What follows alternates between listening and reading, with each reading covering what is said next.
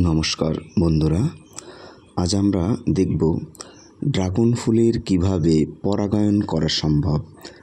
দেখুন বন্ধুরা, আমার ছাদ বাগানে কি সুন্দর সুন্দর ড্রাগন ফুল হয়েছে। আজ আমরা হাত পরাগায়ন কিভাবে করা যায় সেটি দেখব। আমরা জানি ড্রাগন ফুলে একটি ফুলের মধ্যে স্ত্রী গর্ভমুণ্ড থাকে এবং পুরুষ গর্ভদণ্ড থাকে বা পুরুষের পরাগরেণুগুলো থাকে। আমরা প্রথমে পুরুষের পরাগরেণুগুলোকে সংগ্রহ করে সেটি স্ত্রী গর্ভমুণ্ডের উপরে লাগিয়ে দিতে পারব। এই দেখুন, আমি সেটি করতে চেষ্টা করছি।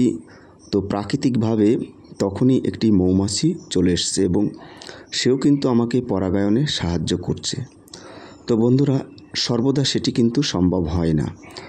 আমরা দেখতে পাবো, ভালো করে খেয়াল করুন যে স্ত্রী গর্ভদণ্ডটি কিন্তু অনেকটাই পুরুষের পরাগরেণু থেকে দূরে রয়েছে, মানে সেটি কিন্তু লম্বা।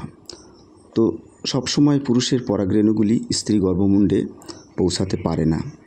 তাই আমরা হাতের মাধ্যমে কিংবা ব্রাশ দিয়ে পুরুষের পরাগরেণুগুলিকে কালেক্ট করে স্ত্রী গর্ভমুণ্ডের উপরে লাগিয়ে দেব। এই দেখুন, আমি একটি বাটি নিয়েছি, একটি ব্রাশ নিয়েছি, আস্তে আস্তে করে পুরুষের পরাগরেণুগুলিকে সংগ্রহ করলাম।